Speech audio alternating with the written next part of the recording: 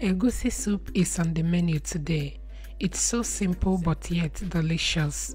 Watch till the end to see how I made this. Hello lovelies, let's get started. First you want to cook your choice of proteins. I'm using stripe, goat meat and smoked turkey. Go ahead and add any seasoning of your choice. I will add my chopped onions, seasoning powder and salt. I will stir very well to combine, cover and allow it to cook. While the proteins are cooking, I will grind my egusi seed, eroso and crayfish. Once that is done, I will add water to my grinded egusi to form a paste. I'm going to set it aside for later use.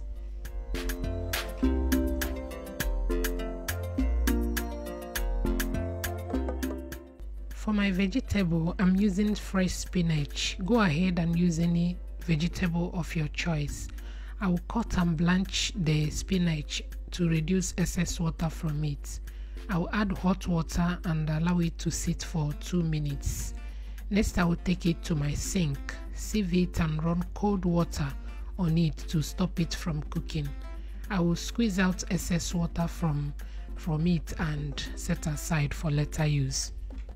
At this time, I check on the proteins and it has cooked nicely.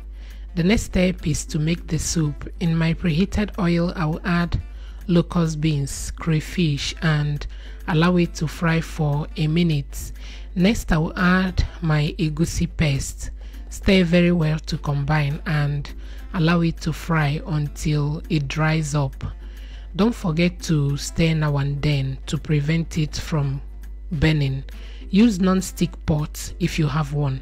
It makes the frying process very easy. Once the egusi is well fried, you will get something like this. Next, I will add my chopped pepper, proteins as well as the stock, dry catfish.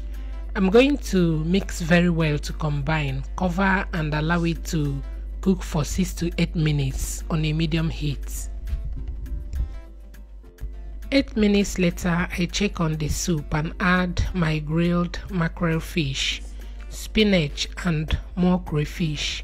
I will give it a good stir, taste for salt, cover and allow it to cook for 3 to 5 minutes. And the soup is ready. It turned out really delicious. I hope you give it a try. That is it for today's video. Thank you for watching and see you in my next one. Bye.